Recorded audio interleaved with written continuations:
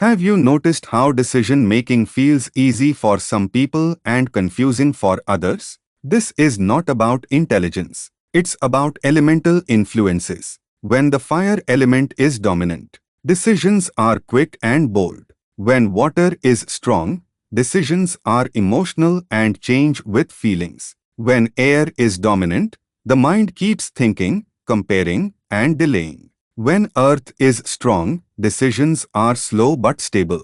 Problems start when we judge ourselves or others for deciding differently. A fire-dominant person may decide fast and later regret.